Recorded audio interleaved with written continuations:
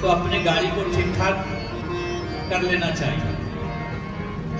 जैसे आप चार धाम की यात्रा जाते हो या अन्य कई यात्रा के लिए निकलते हो, पहले शरीर को देखते हो, हमारा शरीर स्वस्थ है कि नहीं है, और शरीर ठीक है तो उसके बाद फिर गाड़ियों को देखते हो, गाड़ी ठीक है कि नहीं है, गाड़ी भी ठीक है, फिर व्यवस्था देखते हैं, व्यवस्था भी ठीक है, तब यात्रा के लिए निकलते हो। तो ऐसे ही ये भागवती यात्रा है, ये आध्यात्मिक यात्रा है, ये मोक्ष की यात्रा है। इस यात्रा को करने के लिए हम सबको सबसे पहले हमारे सारे इंद्रियों को ठीक करना है। क्यों? कि कथा प्रवेश इन्हीं इंद्रियों के द्वारा अंतःकरण में प्रवेश करेगी। 10 इंद्रियां हैं, उन इंद्रियों से ही हम देखने का काम, सुनने का काम, खाने का काम, शयन करने का काम, ये सब इंद्रियों के द्वारा करते हैं। तो हम सब अपनी इंद्रियों को ठीक कर लें, कान को ठीक कर लें, हाथ को ठीक कर लें, ताकि ये यात्रा सुगमता से संपन्न हो और जो हम सुने वो ठीक ठीक हमारे अंतःकरण में उतर जाए। इससे तो आइए मन वाणी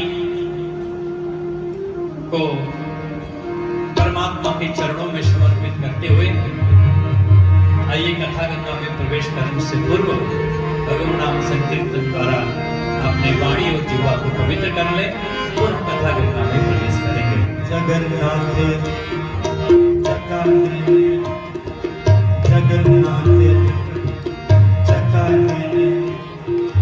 लीला जलवारे तू न संभाले तो हमें कौन संभाले, तू न संभाले तो हमें कौन संभाले, तू न संभाले तो हमें कौन संभाले, ओ तू न संभाले तो हमें कौन संभाले।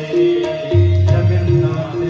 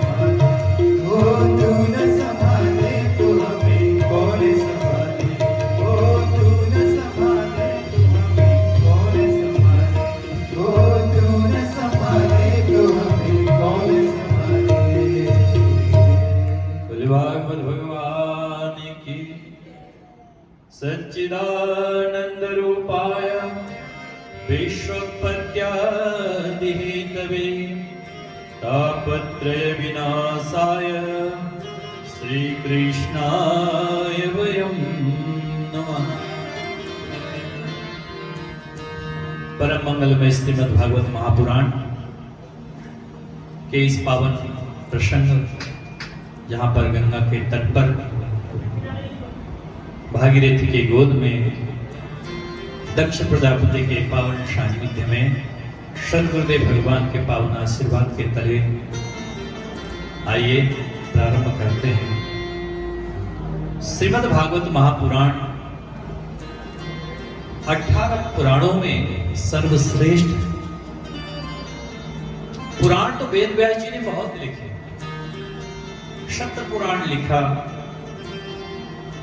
अन्य स्मृतियां लिखी, पंचम वेद स्वरूप महाभारत लिखा, लेकिन मन में संतोष नहीं हुआ, अपरितोष बना रहा। ऐसा लगा कि मेरे से कोई कमी रह गई।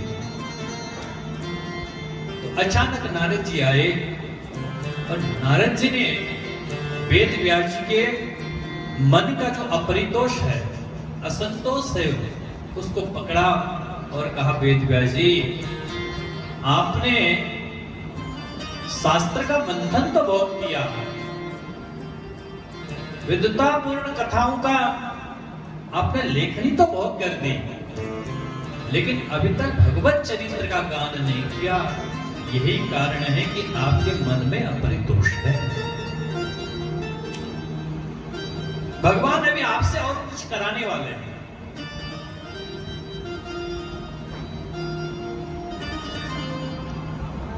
जब नारद जी ने वेद व्यास जी को दिव्य श्रीमद् भागवत महापुराण अंतस्य प्रदान किया, तब वेद व्यास जी ने भागवत ग्रंथ का रचना किया। और इस ग्रंथ में साहब भगवान के लीलाओं के साथ साथ भगवान के भक्तों का लीला भी उतनी ही चमत्कारिक ढंग से यहाँ पर प्रस्तुत किया गया है, भागवत में समावेश किया गया है और भागवत में गान किया। इसलिए भागवत है। भागवत किसको कहते हैं? जो परम भक्त है, जो भगवान के परम उपासक हो, उसको भागवत कहते हैं। तो ये अन्य पुराणों की तरह नाम नहीं है इसमें। कोई जो है ब्रह्म पुराण है, शिव पुराण है, रामचरितमानस है, तो उसमें तो पर्टिकुलर देवता के नाम है, पर इसमें क्या किसका नाम है? तो ये तो भागवत है। भागवत यानी भगवान से ज्यादा भक्तों के चरित्र जिसमें गाया गया हो, उसका नाम है भागवत। और भागवत भी ये श्रीमद् भागवत महापुराण है, साधारण ग्रंथ नहीं है। और इसमें श्रीमद् शब्द से इसको और चमत्कारिक कर दिया। अन्य ग्रंथों में तो हो सकता केवल ब्रह्म का ही प्रतिपादन किया गया हो, केवल नारायण की ही प्रतिपादन की गई हो, लेकिन श्रीमद् भागवत में तो श्री जी की भी प्रतिपादन किया गया है। इसलिए भी ये भागवत सबसे अलग है और विलक्षण है। इसकी महत्ता बताते हुए, इसकी विशेषता बताते हुए वेद व्यास जी कहते हैं कि ये श्रीमद् भागवत महापुराण जीते जी मोक्ष जो श्रवण करता है उसको तो मुक्ति प्रदान करती ही है, लेकिन जो मरने के बाद भी अगर कोई श्रवण करे तो भी उसको मुक्ति प्रदान कर देती है। इतनी विशेषता और महिमा सारी है।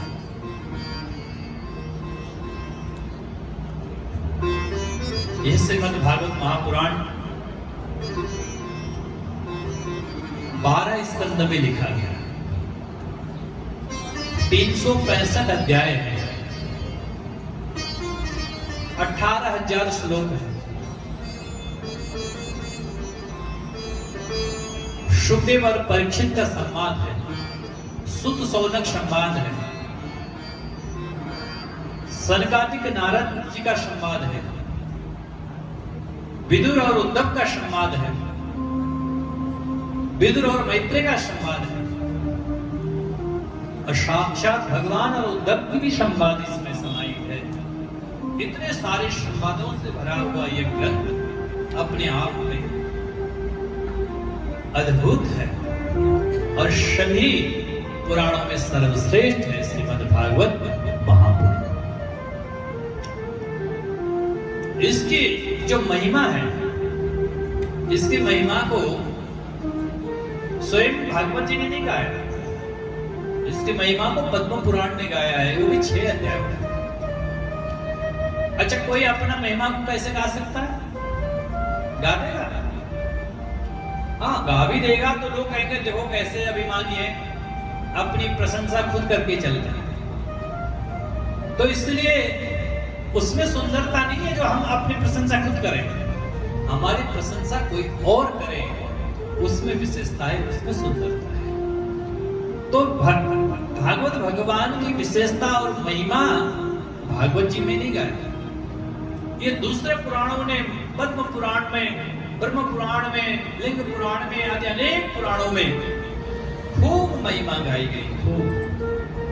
लेकिन यहाँ पर पद्म पुराण ने जो 6 अध्यायों में महिमा गाई है, उसका चर्चा वेद व्यास जी ने सर्वप्रथम किया। वेद व्यास जी ने श्रीमद् भागवत के महात्म्य को लिखते हुए मंगलाचरण किया है, और मंगलाचरण में सबसे पहले भगवान को नमन किया है, प्रणाम किया।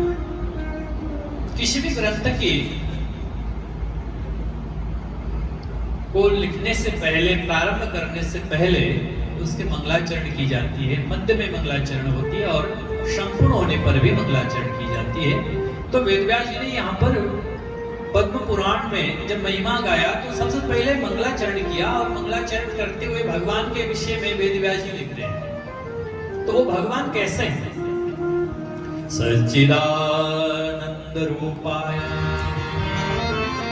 विश्वोत्पत्त्यादि हेतवे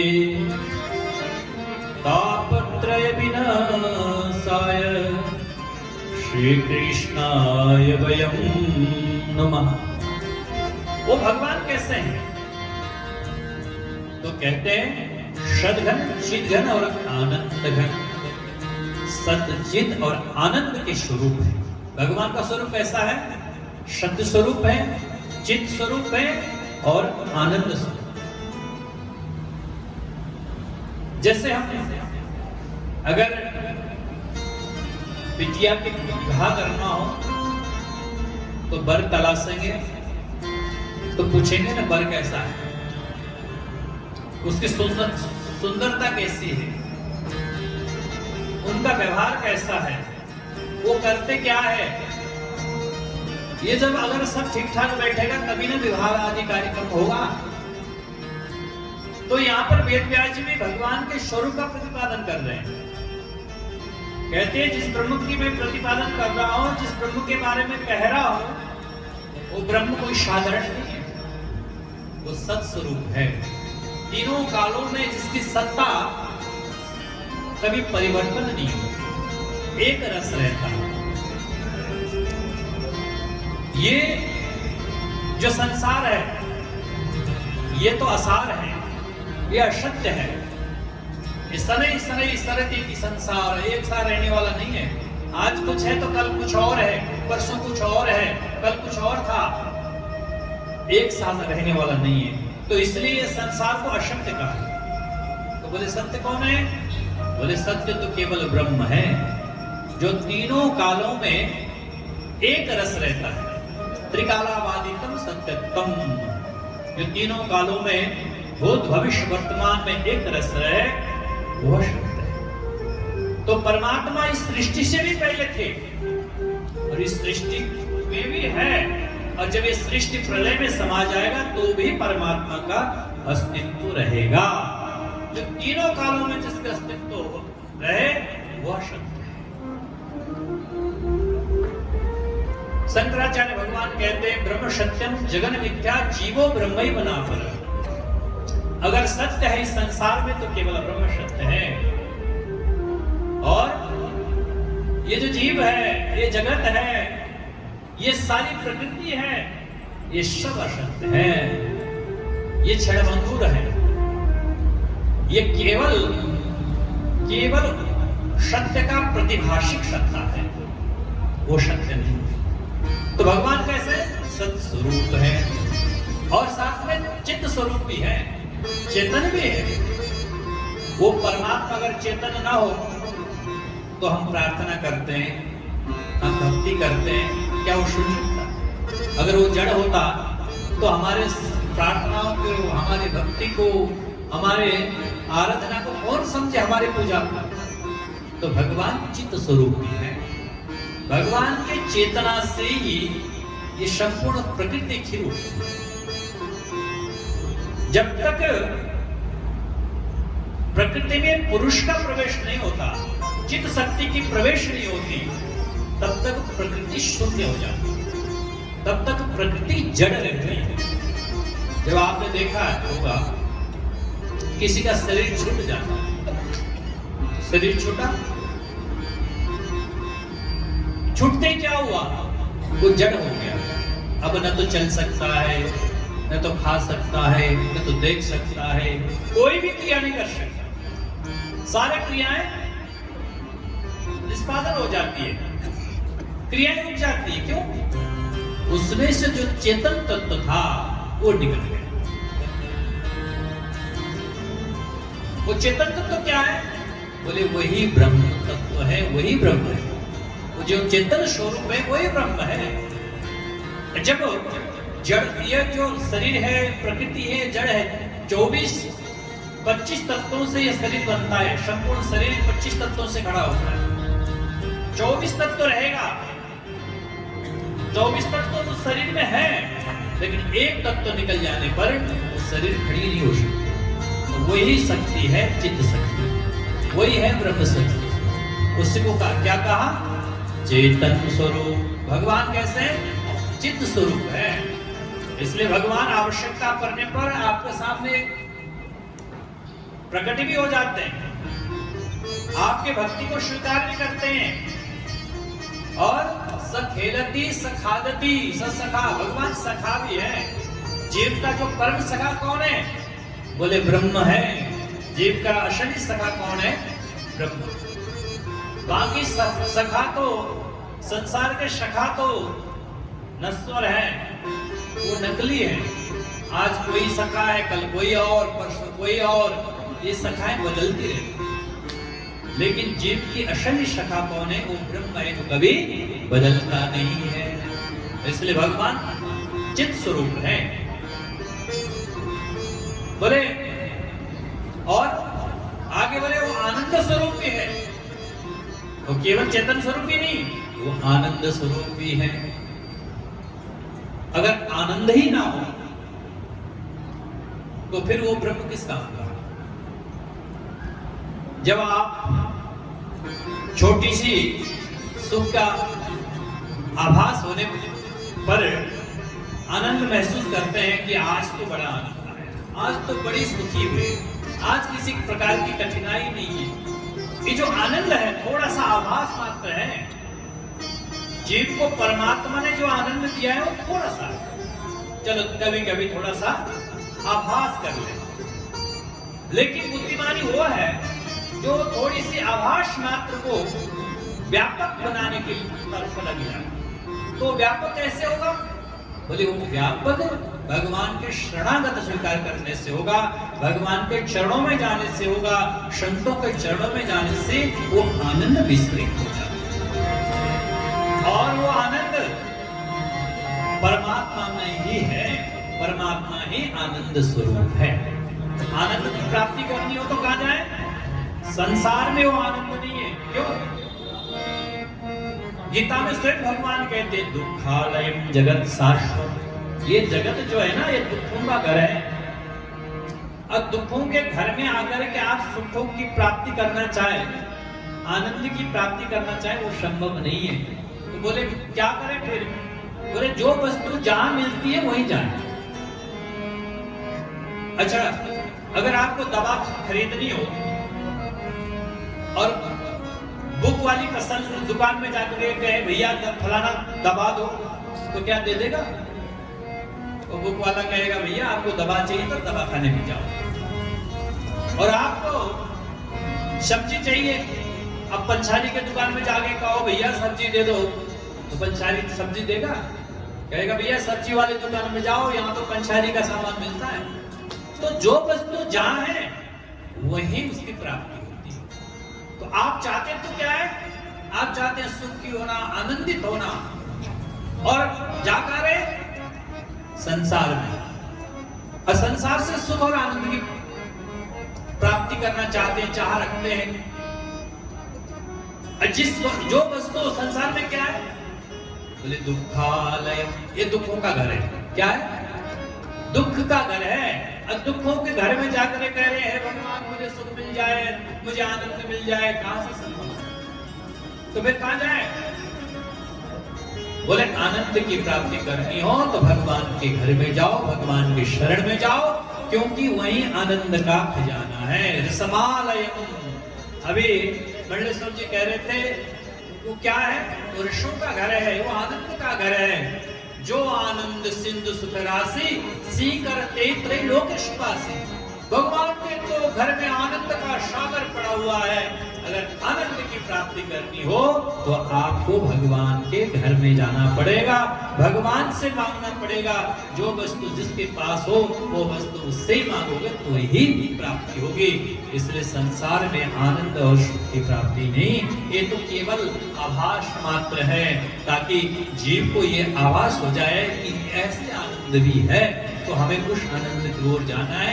इसलिए थोड़ा सा छिटका, एक दो बूंदें भगवान ने संसार में भी डाला। तो भगवान कैसे हैं?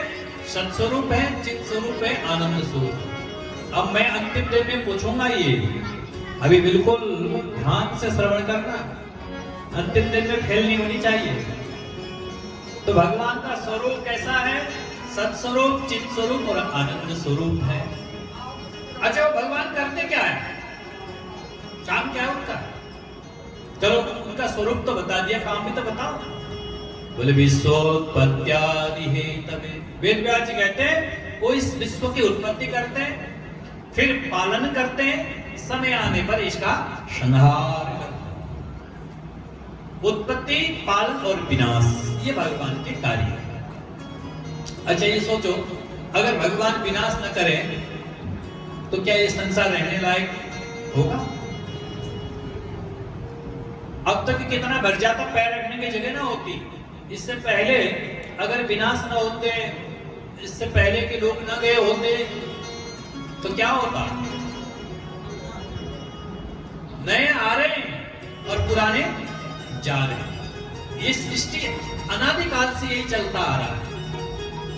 वृक्षों में नए नए पत्ते आते हैं और साल भर में, 6 महीने में, 3 महीने में जिसका जैसा समय है और चले जाते हैं। फिर वही घूम करके फिर नए बन करके आते हैं। तो ऐसे ही ये विनाश भी भगवान का ही कार्य है। ये और कोई नहीं कर रहा है, ऐसा नहीं सोचना कोई और कर रहा हो, ये भाई भगवान ही कर रहे हैं। भगवान के 3 कार्य बताए ना, क्या? उत्पत्ति करना, पालन करना और समय आने पर संहार करना, ये भगवान के कार्य है। अच्छा, एक बार यमराज को भगवान ने कार्य दिया, सबको कार्य दिया, सूर्य को कार्य दिया, चंद्रमा को कार्य दिया, पवन देव को कार्य दिया, सबने अपना अपना कार्य संभाल लिया और सृष्टि चलने लगी। तो भगवान ने कहा यमराज आप भी अपना कार्य करें। भगवान मेरा कार्य क्या है? भगवान ने कहा तुम्हारा कार्य है लोगों को मृत्यु देना। यमराज ने कहा महाराज ये काम नहीं करो। क्या? ये काम मैं नहीं करूंगा। क्यों? जब सब लोग काम कर रहे हैं अपना अपना, तुम क्यों नहीं करते? बोले भगवान इसमें बहुत अपयश है, अब सबको ले जाना पड़ेगा मुझे। अब सबको मैं ले जाऊंगा जब, तो सारे लोग मुझे गाली देंगे, अरे हे भगवान इस यमराज ने कर दिया, इस यमराज ने कर दिया। भगवान में कितने लोगों का हाइस अपने ऊपर लो, मैं नहीं करूंगा ये काम। तब भगवान ने कहा चिंता न करो, काम तो तुम्हारा ही होगा, लेकिन बहाना कुछ और बनेगा। हे भगवान, रात को अच्छा भला सोया था, पता नहीं क्या हो गया, हार्ट अटैक हो गया। हे भगवान, अच्छा भला आ रहा था, क्या हुआ, एक्सीडेंट हो गया। हे भगवान, अच्छा भला स्वस्थ दिखता था, अचानक चला गया। तो क्या हुआ, ये बहाना किसी और पे चल गया, लेकिन कार्य जो था वो कार्य यमराज का था, भगवान का ही कार्य है, वो अपने कार्य किसी के माध्यम से करा। तो ये जो तीसरा जो विनाश है ना भगवान का कार्य, वो कार्य भगवान उसको भी गति प्रदान करते हैं। तो ऐसे भगवान के स्तुति करने से क्या लाभ है? सामने से ए भाई बैठो। ऐसे भगवान की स्तुति करने से क्या लाभ है? कोई लाभ है? अच्छा, कलयुग है ना, प्रॉफिट के जमाना है, प्रॉफिट, बिना प्रॉफिट का कोई कुछ नहीं करता। बोले ऐसे भगवान के आराधना हम क्यों करें? वेद व्यास जी कहते हैं नाना चिंता न करो, मेरे भगवान के अगर तुम तपस्या करोगे, उपासना करोगे, पूजा करोगे ना, तो तुम्हें प्रॉफिट भी है, लाभ भी है। तो वेद व्यास जी से पूछा क्या लाभ है? बोले तापत्रय विनाशाय, जो तुम्हारे जो 3 प्रकार के ताप है, 3 प्रकार के ताप से यह प्राणी संतप्त है। क्या क्या? आदि दैवी, आदि भौतिक और आध्यात्मिक, 3 प्रकार के ताप से हर जीव संतप्त है। 3 प्रकार के तापों से, पापों से मुक्ति मिल जाएगी। ऐसे श्री कृष्णाय वयं नमः, ऐसे भगवान श्री कृष्ण को नमस्कार किया है। नैमिषेषु तमासीनम् अभिवाद्य महामतिम् तथा प्रदर्शस्वाद कुशलो सौनको ब्रवीत्। नैमिषारण्य के पावन धरा पर 88,000 सनकादिक ऋषि बैठे और वहां पर शुद्ध जी की भी पावन उपस्थिति है। और शुद्ध जी कैसे हैं? बोले परम विद्वान है वो। और शौनक उनसे भी विद्वान है, लेकिन वो शौनक कथा रूपी अमृत के पान करने में बड़े कुशल है, बड़े प्रवीण है। उन शौनकों ने 88,000 शौनक, कितने शौनक है? 88,000 बड़े विद्वान हैं, समस्त शास्त्रों के आधिकारिक वक्ता हैं, सब जानते हैं। उन शौनकों ने शुद्ध जी से प्रश्न किया। प्रातः काल तो हवन करते हैं, यज्ञ करते हैं, सायंकाल का समय है, खाली बैठे हुए हैं। सबने सोचा ऐसे खाली बैठने से उचित नहीं है, तो हम सब सूत जी के पास चलें और उनसे ही कुछ न कुछ आध्यात्मिक धार्मिक वस्तुओं का जानकारी ले लें। ऐसा सोच करके शुद्ध जी के पास पहुंचे और शुद्ध जी को कहा, गुरुदेव आप तो साक्षात सुखदेव जी के शिष्य हैं, परम विद्वान हैं, पुराणों के उपासक हैं और शास्त्रों के ज्ञाता हैं, तो कृपा करके हमें भी कुछ श्रवण कराइए। आप उच्च व्यासपीठ पर विराजमान हो जाएं और हम सब श्रोता बन करके आपके दिव्य कथाओं का आस्वादन करें। पहले तो सूत जी को लगा के राम राम इतने बड़े बड़े महापुरुष कह रहे हैं कि मैं कथा सुनाऊं, ये कैसे संभव है? सबने कहा भगवान आप दिखने में छोटे हो, आपकी अवस्था छोटी है, लेकिन ज्ञान के दृष्टिकोण से अगर देखें तो आप हम लोगों से बहुत ऊपर हैं। तब सोनकादि ऋषियों ने शुद्ध जी को ऊंचे आसन पर बैठा करके वो जो प्रश्न किए हैं, उन्हीं प्रश्नों के आधार पर श्रीमद् भागवत खड़ा हुआ है। आइए शौनकादिक ऋषियों ने क्या प्रश्न शुद्ध जी को किया।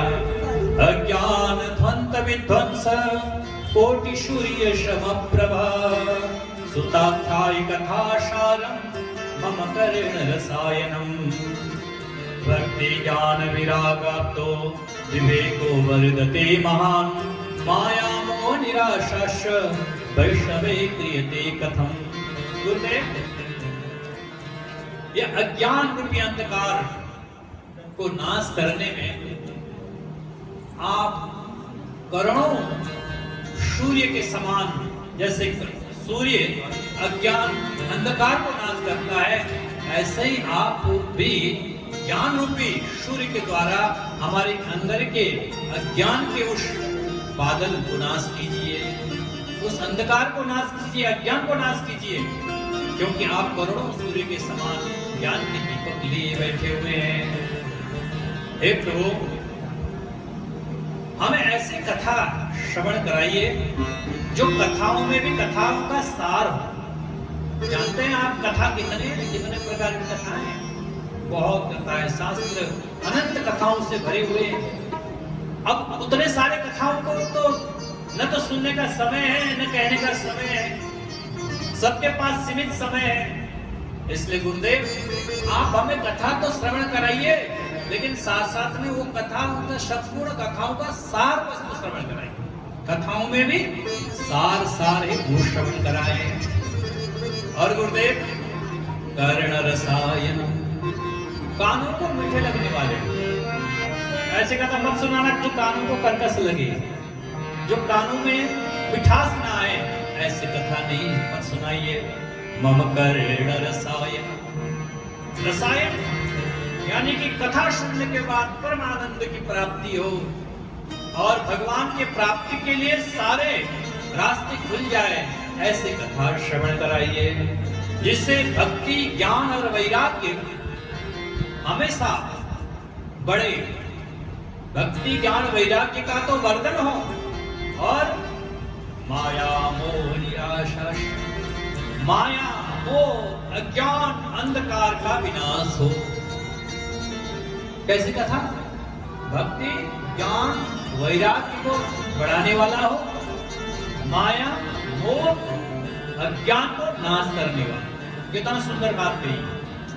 ऐसी कथा सुनाइए जिससे हमारे अंतस के अंधकार, कलुष, पाप, कलमश, अज्ञान सब धुल जाए। और भगवान वैष्णव लोग इस बात को बड़े आराम से कर लेते हैं। जो भगवान के भक्त होते हैं इन चीजों को बड़ी आसानी से अपने अंदर अंतस में विकास कर लेते। भक्ति ज्ञान वैराग्य को वो कैसे, वो क्रिया कैसे संपन्न होती है वो भी बताइए, क्योंकि यह घोर कलो प्रायो जीवश्च सुरतां गता क्लेशक्रांतस्य तस्यैव शोधने किं परायण।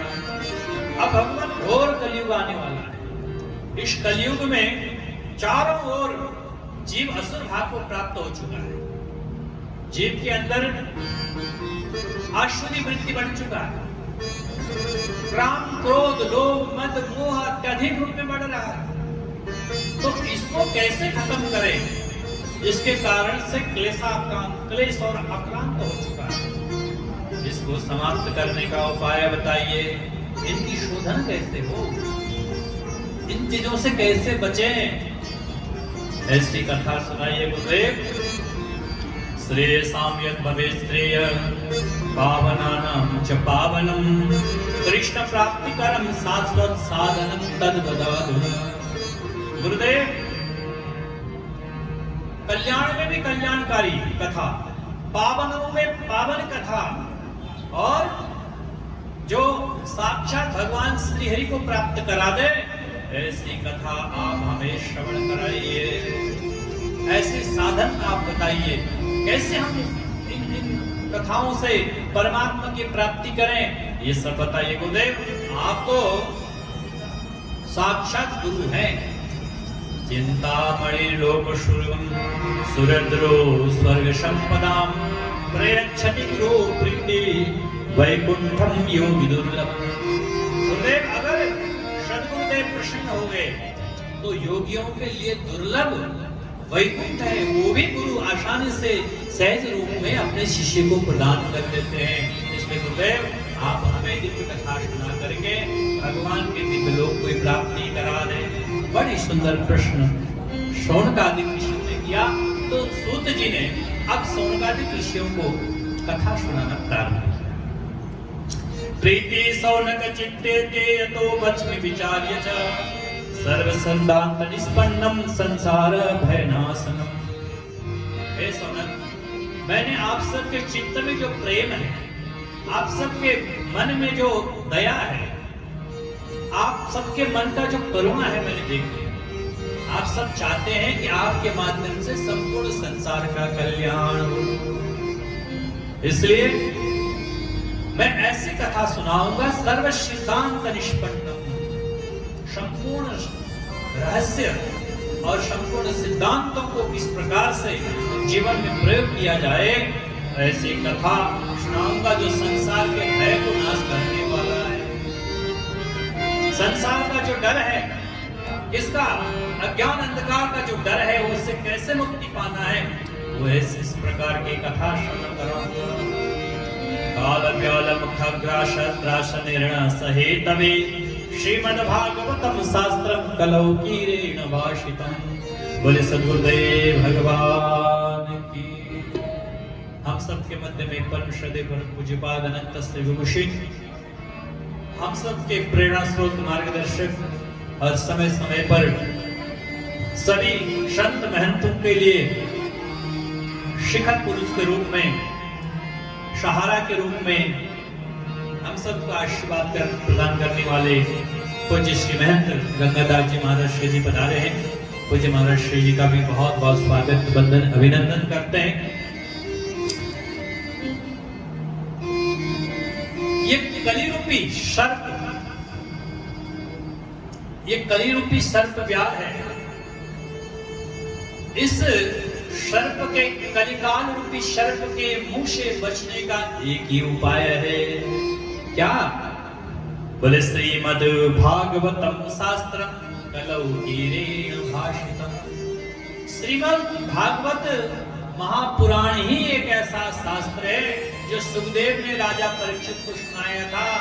उस कथा को श्रवण करने से मंगल में भी मंगल होगा, पावन में भी पावन हो जाएगा, और इसी संसार का जो भय है वो सारे भय समाप्त हो जाएगा।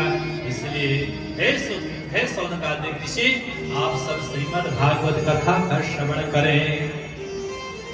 एतस्माद् परम किंचित् मनसुद्धेर्न विद्यते, जन्मान्तरे भवेत् पुण्यं तदा भागवतं लभे। ये भागवत कोई साधारण नहीं है। बोलिए कैसा है? बोले तस्माद् परम किंचित्, इससे ऊपर मन की शुद्धि करने वाला दूसरा कोई उपाय नहीं। मन का शोधन करने वाला ग्रंथ है। मन शोधन करने वाला साधन है ये श्रीमद् भागवत। तन की शुद्धि तो मां गंगा कर देगी, लेकिन मन का शुद्धि कौन करेगा? तो सूत जी बोले मन की शुद्धि श्रीमद् भागवत महापुराण करेंगे। क्यों? मनेव मनुष्याणां कारणं बंध मोक्षे। मन ही मनुष्य के बंधन का कारण है और मन ही मनुष्य के लिए मोक्ष का कारण है। हमारे मन ने ठान लिया कि मैं संसार में बंधा हूं, तो निश्चित आप बंधे। मन ने ठाना नहीं नहीं मैं बंधन में नहीं हूं, मैं तो मुक्त हूं, शुद्ध बुद्ध मुक्त चैतन्य हूं। आप मुक्त हैं। आपने कहा कि हम तो परिवार के बंधन में बंधे हैं, समाज के बंधन में बंधे हैं, अनेक बंधनों से हम बंधे हुए हैं, हम कैसे कर पाएंगे इन चीजों को? वस्तु तो कोई किसी से बंधा हुआ नहीं है, लेकिन मन ने ठान लिया ना, मन ने ठान लिया कि मैं इस चीज से बंधा हुआ हूं, मैं इस चीज में आसक्त हूं, मैं इस चीज में किसी ने किसी को जवाब दे रही हूं। तो मन ही तो है। मन ने ठान लिया भाई मेरी कोई जिम्मेदारी नहीं, मेरा कोई लेना देना नहीं है, मैं उन चीजों से दूर हूं, परे हूं। तो मन ही मनुष्य का बंधन का कारण है और मन ही मनुष्य का मुक्ति का कारण है। तो यहां पर क्या कह रहे हैं? तन की शुद्धि तो गंगा स्नान से भी हो सकती है, लेकिन मन की शुद्धि कौन करेगा? मन को सुंदर कौन बनाएगा? मन को सकारात्मक कौन करेगा? मन को पॉजिटिविटी कौन देगा? तो बोले श्रीमद् भागवत महापुराण मन की शुद्धि करता है और हमेशा पॉजिटिविटी देता है। परीक्षिते कथा वक्तुम जन्मांतर भवेत् पुण्यम तदा भागवतम लवे। और कह रहे हैं ये जो भागवत है आसानी से नहीं मिलता, ये जन्म जन्मांतर के पुण्यों का परिणय जब उदय होता है तब श्रीमद् भागवत श्रवण करने का अवसर मिलता है। ये आप सोच रहे होंगे कि बड़ी आसानी से हमें कथा सुनने को मिल रहा है, नहीं नहीं नहीं, ये तो बहुत जन्म जन्मांतर के पुण्यों का परिणय है, परिणाम है, जो आप इस कथा का श्रवण कर रहे हैं, वो भी गंगा तट पर, गुरु घर में, पुरुषोत्तम मास में, आश्रम के वार्षिक उत्सव में, संतों के चरण में, न जाने कितने सारे लाभ एक साथ उपस्थित हो। ये सब जन्म जन्मांतर के पुण्यों का ही परिणय है, परिणाम है। जन्मांतरे भवेत् पुण्यम तदा भागवतम लवे।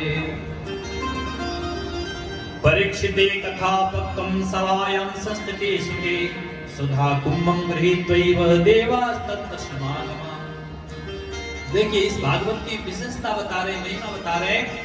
जब सुखदेव जी राजा परीक्षित को कथा सुनाने के लिए बैठे थे तो इतने में देवता अमृत का कलश लेके आए। देवता स्वर्ग से अमृत का कलश लेके आए और आके कहने लगे, गुरुदेव को प्रणाम किया।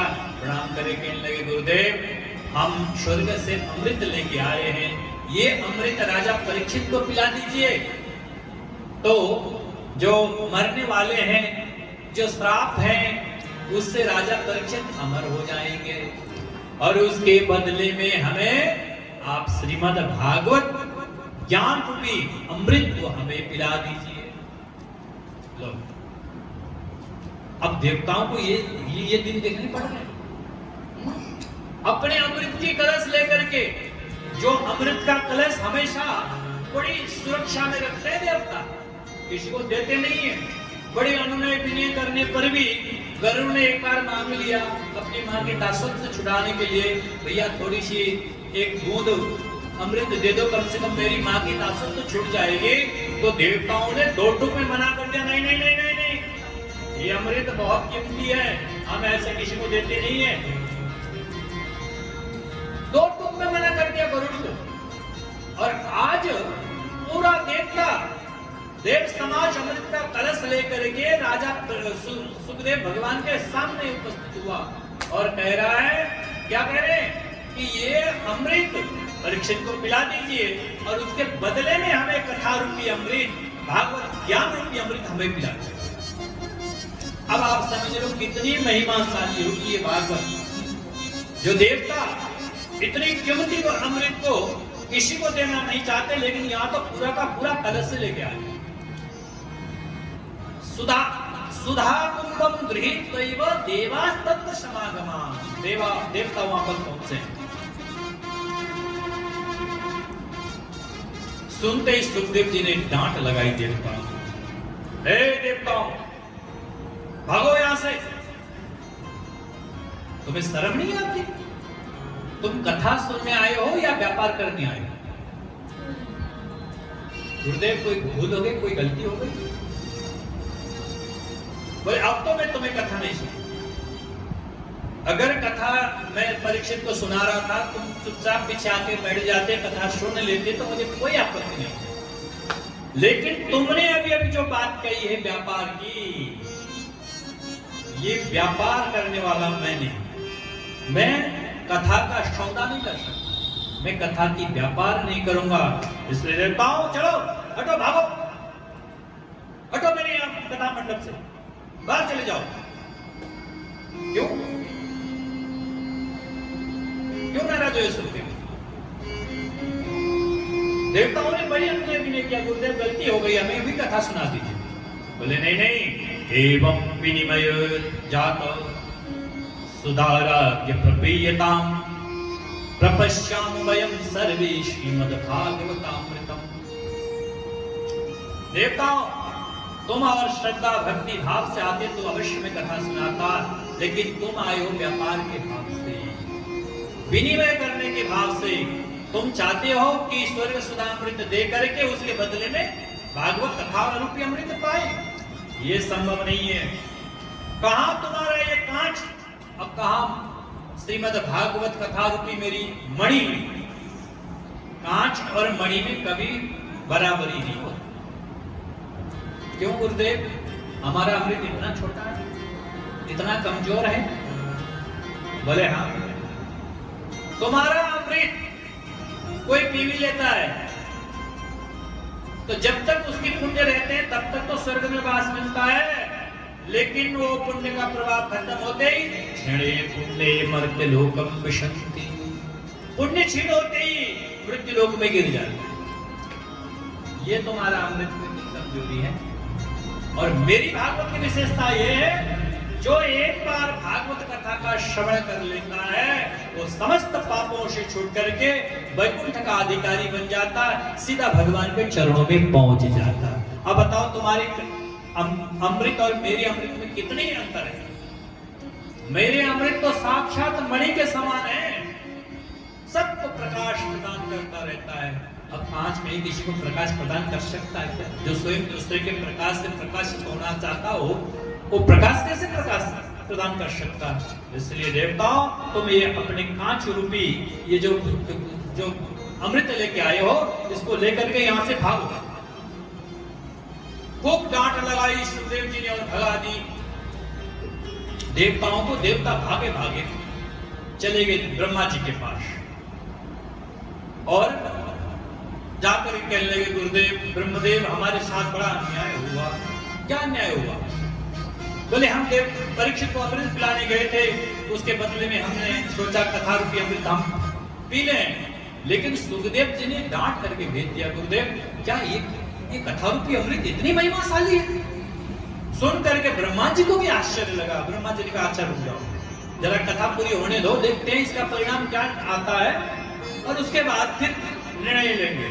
और जैसे ही कथा 7 दिन पूरी हुई, देखते देखते राजा परीक्षित का मोक्ष हो।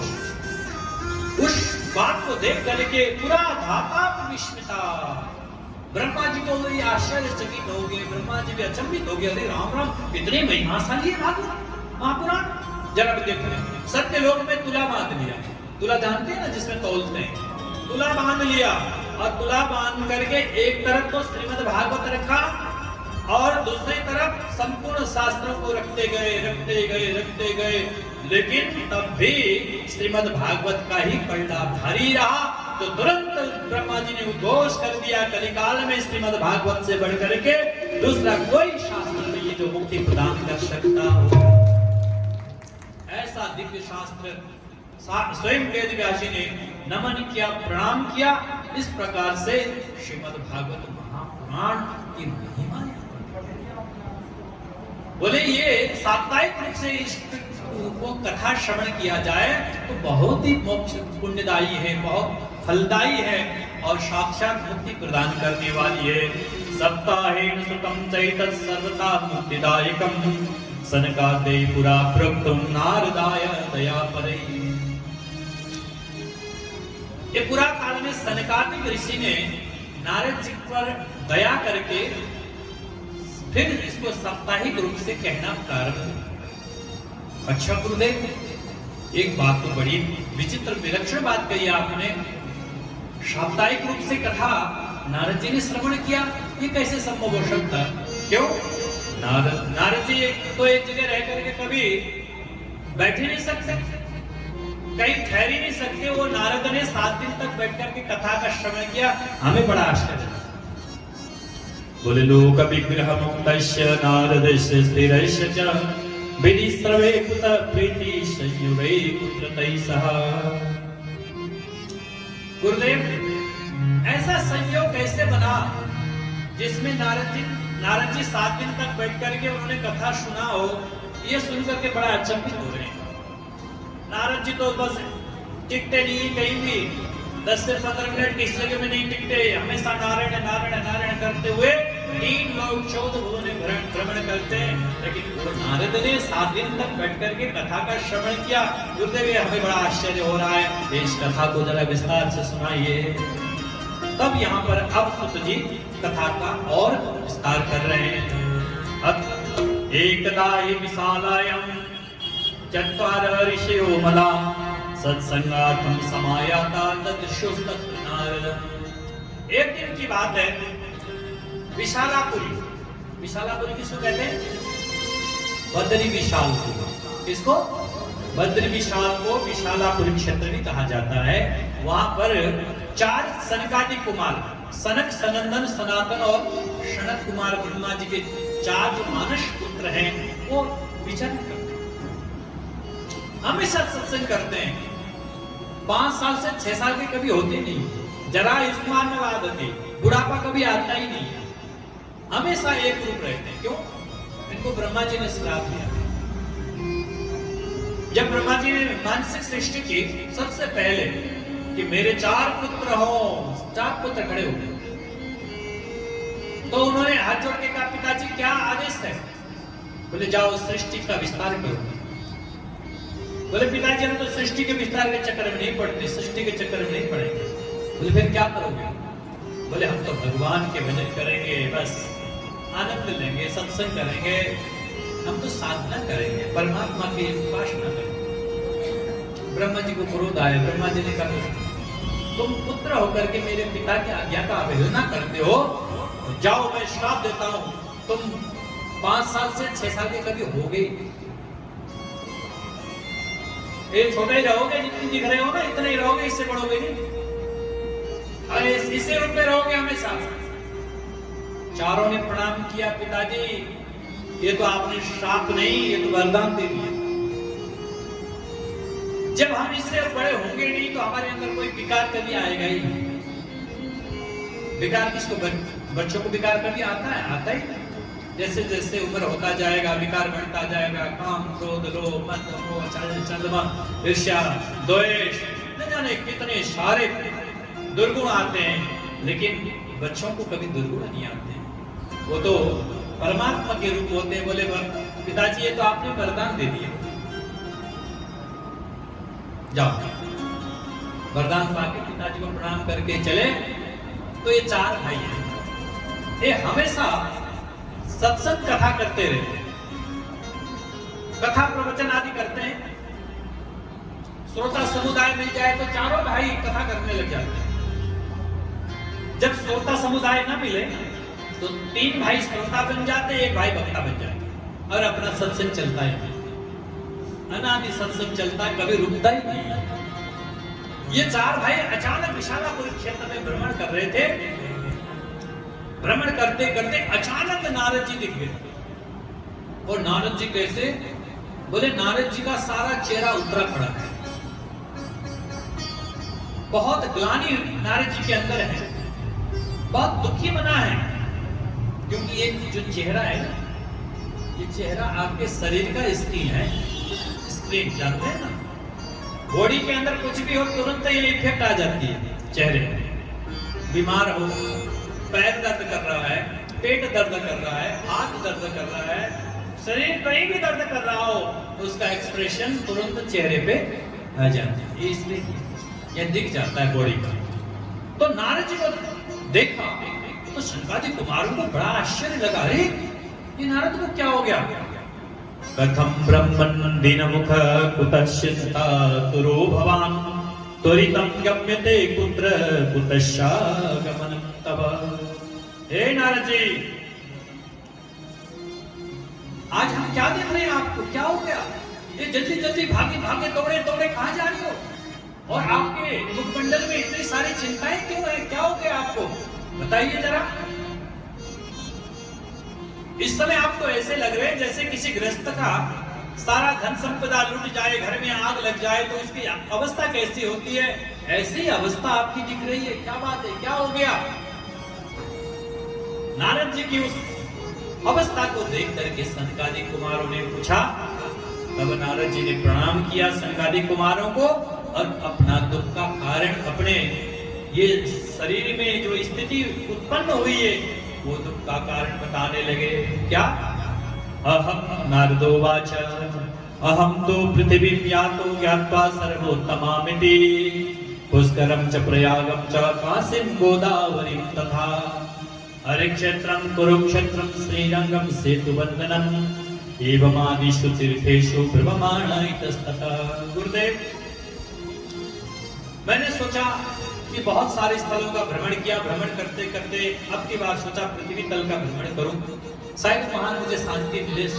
तो सुख शांति पाने की अभिलाषा से मैं पृथ्वी लोक का भ्रमण करने लगा और भ्रमण करते करते मैं बहुत जगह, बहुत सारे स्थलों पे गया, लेकिन मेरे मन को शांति नहीं मिली, मन में आनंद नहीं मिला और हमेशा ऐसा लगा कि कलियुग ने अधर्म से मित्रता कर ली। कलिना अधर्म मित्रेणा बाधे धारे मानता गुना। ऐसा लगा कलियुग ने अधर्म से मित्रता कर ली है और चारों ओर केवल पाखंड ही पाखंड दिखता है। कहीं सुख शांति नहीं है, किसी में आनंद नहीं है, सर्वत्र काम क्रोध मद लोभ मोह ईर्ष्या छल छल फैला हुआ है, सर्वत्र अज्ञान और अंधकार फैला हुआ है, सब मंद बुद्धि के हो गए हैं, सब अल्प बुद्धि के हो गए हैं, सब लोगों में शांति नहीं रही है, सब लोग परेशान हैं। ऐसा देख करके मैं अनेक स्थानों में भ्रमण किया। मैंने सोचा तीर्थों में शांति मिलेगी, तो भगवान में तीर्थों में गया, तीर्थों में भी मुझे शांति नहीं, सत्य नहीं रहा, तप नहीं रहा, शौच नहीं रहा, पवित्रता नहीं रही। और महाराज केवल जीव अपना पेट भरने के लिए कार्य करता, उदराम भरिणो जीवा बराका कुटहास, और झूठ बोलने लगा। इस प्रकार के चारों ओर अस्त व्यस्त स्थिति को, संसार को देखा मैंने, तो भगवान मेरा मन बड़ा आंदोलित हुआ, बहुत दुखी हुआ। मैंने सोचा ये तो भगवान गोविंद की धरा है, भगवान गोविंद गोपालन करने के लिए इस धरा पर आए, लेकिन आज जब मैंने इस धरा को देखा चारों ओर से, तो मुझे लगा कि ये क्या हो। मैं बहुत दुखी मना, खिन्न मना होकर के मैं पहुंचा। मैंने सोचा आश्रमों में शांति होगी, वहां भी शांति नहीं, गृहस्थियों में शांति होगी, वहां भी शांति नहीं है, और वानप्रस्थ में शांति होगी, वहां भी शांति नहीं, कहीं भी शांति नहीं मिला। तो महाराज लोग आपस में अब बिटिया का विवाह नहीं करते, वहां सौदा होता है, घर में कोई माता पिता का श्रद्धा नहीं है, ससुराल से साली साहब को बुला लेते हैं और उनसे सलाह लेते, तरुणी प्रभुता गेह शाल को बुद्धिदायक। अब बुद्धि देने वाला साला साहब है, कोई अपने माता पिता को सम्मान नहीं करता, किसी प्रकार की सत्यवादिता रही नहीं। कन्या विक्रयणो लोभा दंपति नानाम चिकलकरम, घर घर में झगड़े हो रहे, कोई किसी को सम्मान करके राजी नहीं। इतना सारा उपद्रव मैंने जब संसार में देखा तो मैं दुखी होकर के वृंदावन गया। मैंने सोचा यहाँ तो मेरे भगवान अभी अभी लीला करके गए, यहाँ शांति होगी, सुख होगी। जैसे वहां पहुंचा तो वहां भी एक दृश्य मैंने देखा, उस दृश्य को देख करके तो महाराज मैं और आंदोलित हो उठा। बोले क्या देखा? तो नारद जी कहने लगे, तत्राश्चर्यं मया दृष्टं श्रूयतां तन्मुनीश्वरा, एका तु तरुणी तत्र निषण्णां खिन्नमानसा, एवं पश्यन् कलेरदोषान् परिटन्नवनीमयम्। यत्र तत्र संसार में दोष देखने के बाद मैं वृंदावन पहुंचा। वहां जाकर के एक आश्चर्य मैंने देख लिया।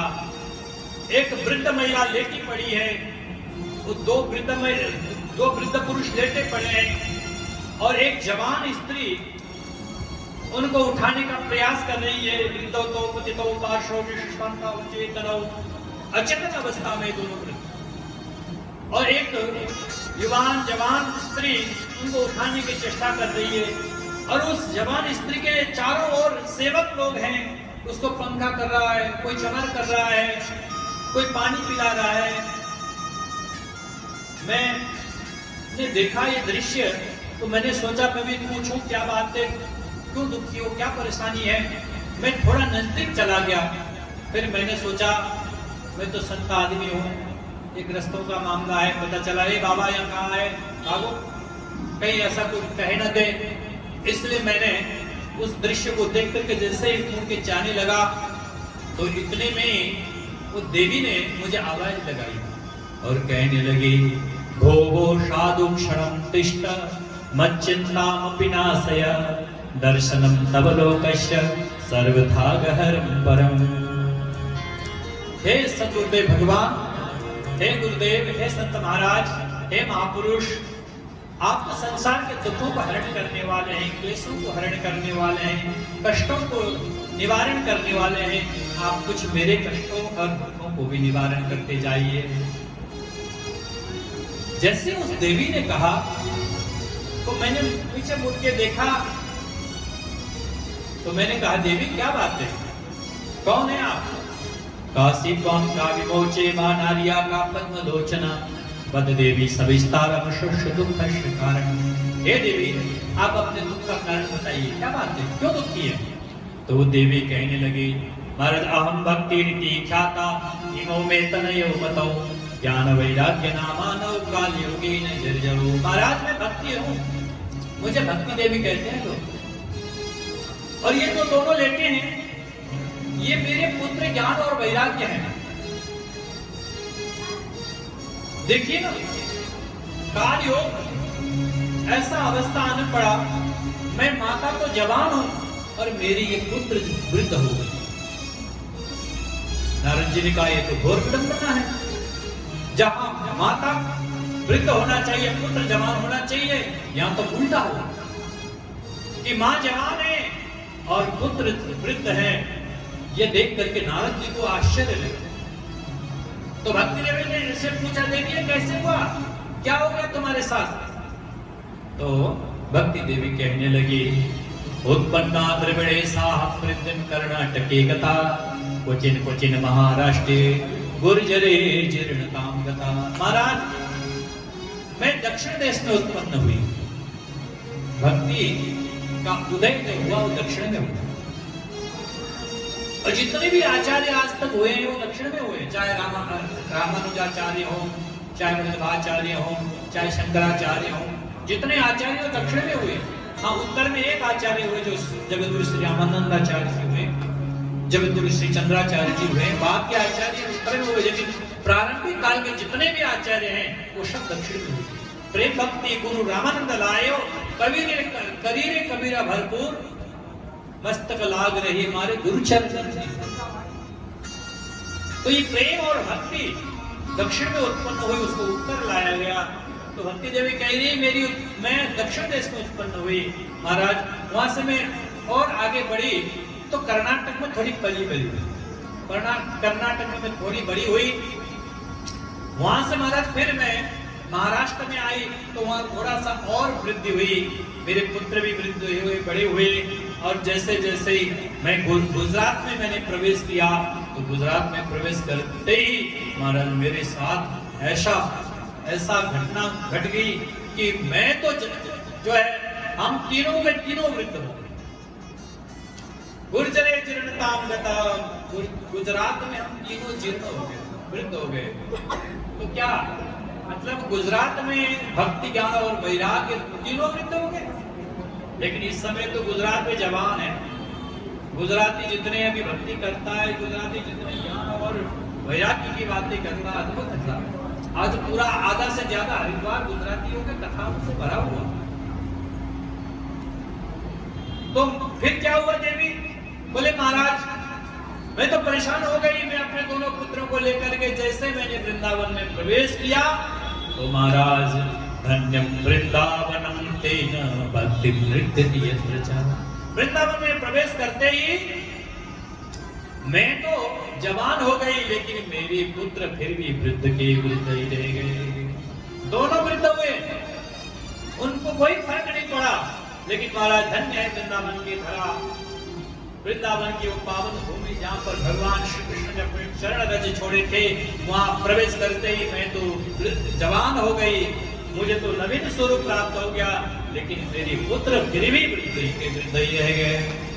अब महाराज आप तो संत हैं, महापुरुष हैं, कृपा करके मेरे दोनों पुत्र को भी जवान बना दीजिए, इनको भी यौवन लौटा दीजिए भगवान। इनको किसी भी प्रकार से अपने आप तो साक्षात गुरु महाराज हैं। आपने तो ही कृपा करके ध्रुव और प्रहलाद को सदगुरु के चरणों में के माध्यम से भगवत धाम भेज दिया, भगवान को प्रकट करने में सक्षम हुए। इसलिए भगवान अब मुझे पूरा विश्वास है मेरे भी पुत्र भी ज्ञान और वैराग्य भी अवश्य निश्चित ही पुनः अपने स्वरूप को प्राप्त होंगे। जयति जयति मायां यस्य काया भवस्ते वचन रचन केवलं चाकलय्य ध्रुव पदमपि यातो यत्कृपातो ध्रुवोऽयं सकल कुशल पात्र ब्रह्मपुत्र मतास्मि। हे ब्रह्मा जी के पुत्र नारद जी महाराज, जैसे आपने संसार के दुखों का हरण किया है, संसार का कल्याण किया है, ऐसे ही मुझे एक अबला स्त्री और मैं एक माँ हूँ, मेरी माँ के रूप में मेरी भी दुख का आप हरण कीजिए। इतना सुनते ही नारद जी प्रसन्न हुए। नारद जी ने कहा देवी वृथा खेदे से बाले अहो चिंता तुरा कथम श्री कृष्ण चरणम भोजम स्मरम दुखम गमिष्यति। देवी आप क्यों चिंता कर रही हो? आप चिंता न करें, आप तो साक्षात भगवान की अर्धांगिनी हैं, आप तो भगवान की धर्म पत्नी हैं। आप भगवान के चरणों का ध्यान कीजिए, आपके सारे दुख नाश हो जाएंगे। जब कभी दुख आए तो भगवान के चरणों का ध्यान कीजिए, स्मरण कीजिए। नारद जी कह रहे हैं श्री कृष्ण चरणाम भोजम स्मरम दुखम गमिष्यति। भगवान श्री कृष्ण के चरणों का चिंतन करने से सारे दुख समाप्त हो जाते हैं। इसलिए देवी आप भी कृष्ण के चरणों का चिंतन कीजिए। तो या तम तो भक्ति प्रिया तस्य शततम प्रणतो दिखा। देवी आप तो साक्षात भगवान की ही पत्नी है। तो या उतस्तु भगवान याति नीचे गृहस्थ में, आपके बुलाने पर तो भगवान नीच से नीच के घर में भी चले जाते हैं और सबका उद्धार करके आते हैं। देवी आप अपने को क्यों निर्बल समझ रही है? आप तो सबला है, आप चिंता न करो। आप तो केवल भूमौ भक्त विपोषाया छाया रूपम त्वया कृतम। भूमि में इस धरा में आप इसलिए आई हो कि भक्तों के पालन पोषण करने के लिए, भक्तों को संबल प्रदान करने के लिए आई हो। देवी आप अबला नहीं हो, आप तो साक्षात भगवान की प्रिया पत्नी हो। चिंता न करो। मुक्ति ज्ञानम विरक्ति शास्त्रत्वा गता भुवि। आपको ज्ञान वैराग्य और मुक्ति तीनों साधन दे करके भगवान ने भेजा है। जाओ देवी इस संसार का कल्याण करके आओ। देवी आप अपने स्वरूप को भूल गई हो, आप अपने स्वरूप को विस्मृति मत करो। आप तो साक्षात भगवान की ही भक्ति हो। इस प्रकार से जब नारद जी ने समझाया तो भक्ति को थोड़ा सा हिम्मत आया, बल आई। और नारद जी ने कहा देवी चिंता न करो। तस्मिन् कलिना सदृशं कोपि युगो नास्ति वरानने तस्मिन् स्वां स्थापयिष्यामि गेहे जने जने। नारद जी कह रहे हैं वैसे तो ये कलिकाल बड़ा विधरणीय है, बड़ा अधरणीय है। कली में लोग थोड़े से दूसरे प्रकृति के हो जाएंगे, लेकिन देवी चिंता न करो। कलियुग का एक विशेषता भी है, इसमें जो भी भगवान की भजन करता है, भगवान के नाम संकीर्तन करता है, उसको बहुत फल मिलता है। मैं कहता हूँ कि चिंता न करो। मैं कलियुग में तुम्हें प्रत्येक घर घर में और प्रत्येक जन जन में स्थापित करूंगा। नारद जी क्या कह रहे हैं? प्रत्येक घर घर में और प्रत्येक जन जन में तुम्हारी स्थापना कराऊंगा, ये मेरा वादा रहा। देवी अन्य धर्मा तिरस्कृत्य पुरस्कृत्य प्रजापति महोत्सवान तदा नाहं हरिदासो लोके त्वं न प्रवर्तये। देवी यदि मैंने तुम्हें जन जन में और घर घर में स्थापित नहीं किया तो मैं भगवान का भक्त नहीं, मैं भगवान का दास नारद नहीं। तो आप चिंता न करो, ये मेरा वचन रहा। जब नारद जी ने वचन दिया तो भक्ति देवी को प्रसन्नता हुई और उन्होंने कहा भक्ति युक्त मनस्कानां स्पर्शेन प्रभुर्भवेत्। भक्ति प्रसन्न हुई। औ नारद धन्योऽसि प्रतिष्ठे मयि निश्चला न कदाचित् विमुञ्चामि चित्ते स्थास्यामि सर्वदा। हे नारद जी महाराज, अब मैं आपकी इस प्रीति और प्रेम से बहुत प्रसन्न हुई। मैं आपको छोड़ करके कहीं नहीं जाऊंगा। ये जब नारद भक्ति ने कहा, तो नारद जी ने अब अपना जो कार्य है वो प्रारंभ किया। अब नारद जी ने सोचा कि चलो ये दोनों ज्ञान और वैराग्य को भी जागृत करते हैं। वेद वेदांत घोषैश्च गीता पाठै मुहुर्मुहु बोध्यमान तदा तेन कथंचित् ततो बलात् मुखं संयोज्य कर्णान्ते शब्दमुच्चैः समुच्चरन् ज्ञान प्रबोध्यतां शीघ्रं रे वैराग्य प्रबोध्यतां। नारद जी ने ज्ञान और वैराग्य के कान पे अपना मुख को ले जाकर के कहा, हे वैराग्य जागो, हे ज्ञान जागो, हे वैराग्य जागो, हे ज्ञान जागो। लेकिन थोड़ी सी आंख खुली, थोड़ा उठे, थोड़ी देर में फिर झंझट आ गई। नारद ने फिर बुलाया, हे ज्ञान उठो, हे वैराग्य उठो। थोड़ा सा उठते हैं, फिर जो है आंख बंद करके जमाई लगे हाय करके सुना। अब नारद जी ने सोचा ये क्या करूं। फिर उन्होंने वेद वेदांत उपनिषद गीता का पाठ सुनाना शुरू किया। जैसे जैसे वो गीता का उद्घोष होता है, वेद का उद्घोष होता है, उठ के बैठ जाते हैं, लेकिन थोड़ी देर के बाद जमाई लेकर के फिर सो जाते हैं। नारद जी ने सोचा क्या करूं। नारद जी ने अपने पोटली से झोली में से हिमालय की जो जड़ी बूटी थी उन जड़ी बूटियों को ले जाकर के स्पर्श कराया, सुनाया। उनके प्रभाव से थोड़ा उठ जाते हैं, फिर जमाई लेके सो जाते हैं। नारद जी ने सोचा क्या करूं, समझ में कुछ आ नहीं रहा। जब नारद जी को परेशान होते हुए देखा, आकाशवाणी हुई, एतदर्थम तु सत्कर्मा सुरल से त्वां समाचरा तत्ते कर्मा विदा शांति साधव साधुभूषण। नारद, सत्कर्म करो, सत्कर्म करोगे तो अवश्य ज्ञान और वैराग्य को नवीन स्वरूप प्राप्त होगा। तुम अपने कार्य में सफल हो जाओगे, उसके लिए सत्कर्म करना पड़ेगा। तो नारद जी ने कहा, ये जो वेद वेदांत उपनिषद सुना रहा हूं, क्या ये असत्कर्म है? तो आकाशवाणी ने कहा, ये भी सत्कर्म नहीं है, ये भी सत्कर्म है। बोले महाराज, तब फिर वो कौन सा सत्कर्म है जो आप निर्देश कर रहे हैं? तो आकाशवाणी ने कहा, वो सत्कर्म कोई साधु महापुरुष ही तुम्हें बताएगा, कोई संत महापुरुष बताएगा वो सत्कर्म क्या है। इतना कह करके आकाशवाणी बंद हुई। नारद जी परेशान हुए, जगह जगह जाने लगे, लोगों से पूछने लगे, महापुरुषों से पूछने लगे। कई संतों ने सोचा जो बात नारद जी को नहीं पता हमको क्या पता हो सकती है, इधर उधर भागने लगे। अब नारद जी विभिन्न महापुरुषों से मिलते हैं। सब संतों ने कहा, महाराज नारद जी, जो बात को आप नहीं जानते हम कैसे जान सकते हैं।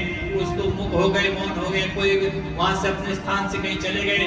नारद जी परेशान होकर के नारद जी कह रहे, भैया सनकादिक, मैं परेशान होकर के अब सोचा तपस्यामी, मैं अब बद्र विशाल में तपस्या करूंगा और भगवान बद्री का विशाल प्रसन्न होकर के प्रकट होंगे तो उनसे पूछूंगा सत्कर्म किसे कहते हैं। मैं बद्र विशाल के दर्शन करने के लिए आया था, मुझे वो संत महापुरुष मिल गए।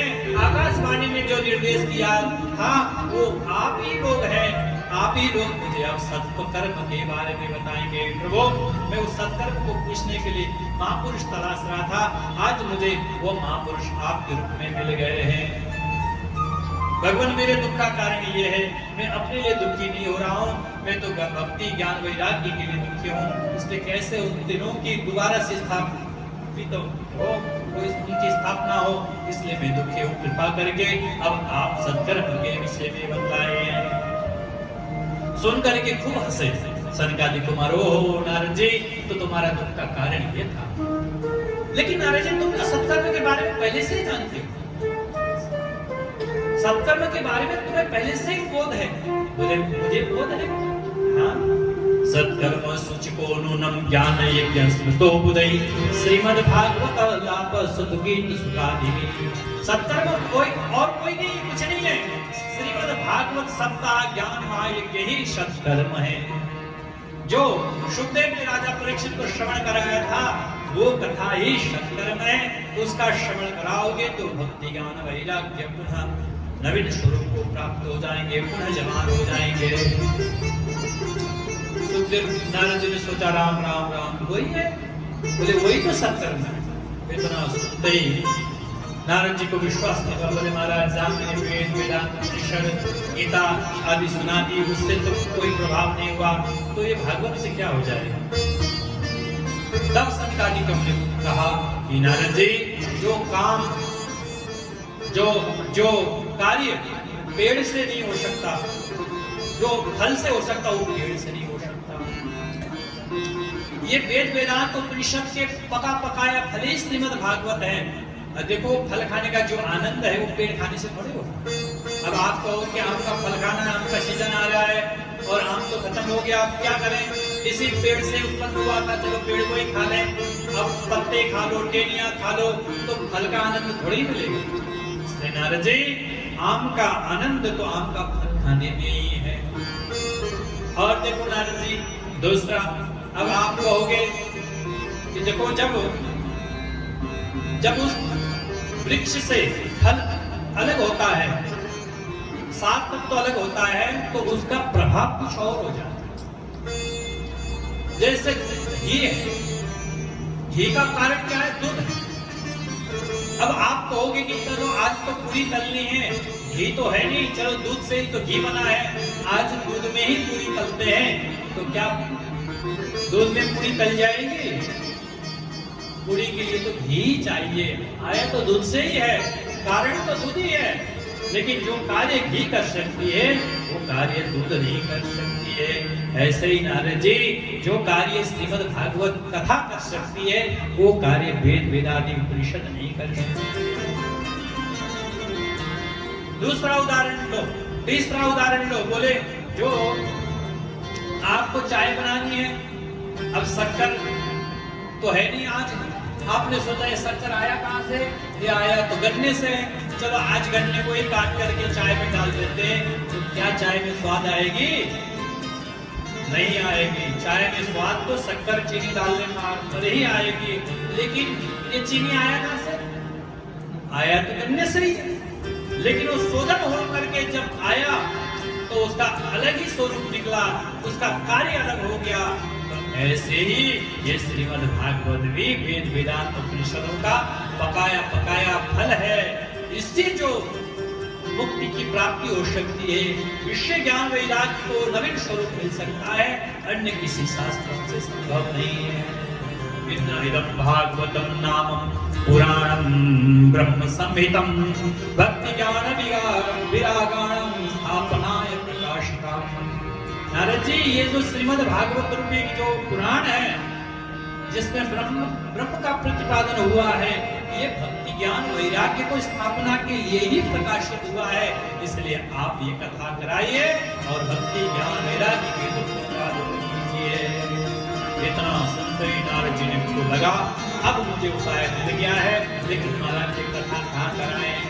तब सनकादिक कुमारों ने कहा ये कथा गंगा द्वारम समीपे तो तटमानंद नाम, हरिद्वार में आनंद नाम का तट है, वहीं इस कथा को श्रवण कराओ। गंगा का पावन तट है, जहाँ पर भगवती गंगा मैया ने नई पादुका लाई है। बालिकाओं में बैठे के ऋषि महात्मा संतों को कथा सुनाओ तो अवश्य भक्ति ज्ञान वैराग्य जागृत हो जाएंगे। अब ये कथा कहाँ होनी है? हरिद्वार में। बात कहाँ चल रही है? बद्रीनाथ। और ये रोगी कहाँ बैठे हैं? रोगी बैठे वृंदावन में। उपचार कहाँ होगी? हरिद्वार में। तो क्या वहीं नहीं हो सकती थी कथा? बद्रिकाश्रम में भी तो कथा हो सकती थी, लेकिन बद्रिकाश्रम पहुंचेगा कौन? अब तो गाड़ी घोड़े हो गए, आराम से आदमी पहुंच जाता है। उस समय में कौन पहुंच सकता था? केवल बड़े बड़े साधक ही पहुंच सकते थे, इसलिए सर्व सुलभ हो, इसलिए कथा हरिद्वार में रखी गई। जो ऊपर के संत महात्मा सुनना चाहे थोड़ा नीचे आ जाएंगे, और जो संसार की गृहस्थी लोग सुनना चाहे वो थोड़ा ऊपर आ जाएंगे। मध्य के क्षेत्र में द्वार में दीपक जलाए जाए तो उसका प्रकाश सर्वत्र फैलेगा, बाहर वालों के लिए भी हो जाएगा और अंदर वालों के लिए हो जाएगा। इसलिए कथा कहाँ रखी? हरिद्वार में। ये हरिद्वार है ना, द्वार द्वार। यहाँ से बद्रीनाथ, केदारनाथ, यमुनोत्री, गंगोत्री का यात्रा प्रारंभ हो जाता है और यहीं से गंगा मैदानी क्षेत्र में मुक्त होकर प्रवेश करती है। ये द्वार है, इसलिए द्वार में दीपक जलाया जाए तो इसका लाभ, इसका प्रकाश सर्वत्र फैलेगा। इसलिए ज्ञान यज्ञम करिष्यामि सुख शास्त्र तथोज्जलम। नारद जी ने कहा मैं ज्ञान यज्ञ करूंगा, जो सुखदेव ने जिस कथा को कहा है वो दिव्य प्रकाश में जलाऊंगा और सबको आनंद प्रदान करूंगा। इस प्रकार से नारद जी ने अब संकल्प लिया है। अब नारद जी के संकल्प में हम भी शामिल हो जाते हैं। अब नारद जी के साथ शाम को, अब समय भी पर्याप्त हो चुका है, शाम के ठीक 3:30 बजे से बैठेंगे और नारद जी के साथ कथा इसी गंगा तट पे श्रवण करेंगे। हम भी गंगा तट पे बैठे हैं और नारद जी भी गंगा तट पे ही बैठेंगे और कथा का आनंद लेंगे और आगे कैसे कैसे भक्ति का उद्धार हुआ, ज्ञान वैराग्य स्वस्थ हुए, कैसे किस प्रकार से उनको यह लाभ मिला कथा का, और कथा सुनने का जो है फल क्या है, कथा श्रवण की विधि क्या है और कैसे कैसे पापी ने कथा सुना और श्रीमद् भागवत के मूल ग्रंथ को भी प्रारंभ करेंगे। और आज ही जो 6 प्रश्न होंगे वो प्रश्न भी हम सायंकाल सत्र में आपको श्रवण कराएंगे। तो आइए इन्हीं पावन प्रश्नों के साथ अभी जो है वाणी को विराम, भगवान नाम संकीर्तन के साथ सत्यम के संग लाग रही तेरी अच्छी बनेगी। जब भक्ति देवी की अच्छी बनेगी, बन रही है तो हमारे भी अवश्य अच्छी बनेगी। तो भक्ति देवी के साथ साथ लग करके हम भी जो है समाहित हो जाते हैं और ठीक शाम को 3 बजे से कथा प्रारंभ होगी, 3:30 बजे से। आइए भगवान नाम संकीर्तन के साथ वाणी को विराम देंगे। संतन के संग लाग रे तेरी अच्छी बनेगी, संतन के संग लाग रे तेरी अच्छी बनेगी, अच्छी बनेगी तेरी बिगड़ी बनेगी, अच्छी बनेगी तेरी बिगड़ी बनेगी, अच्छी बनेगी तेरी बिगड़ी बनेगी, अच्छी बनेगी तेरी बिगड़ी बनेगी।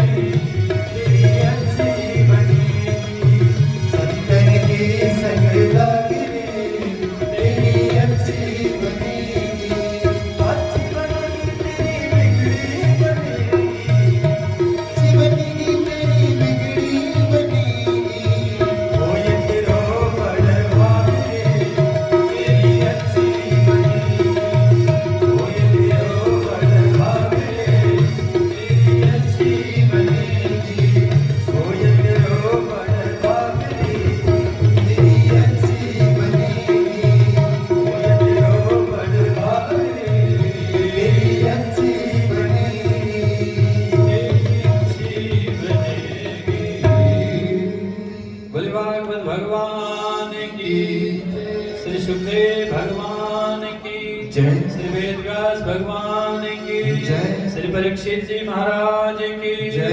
ब्रह्मलीनी प्रातः स्मरण स्वामी ब्रह्महरि जी महाराज की जय।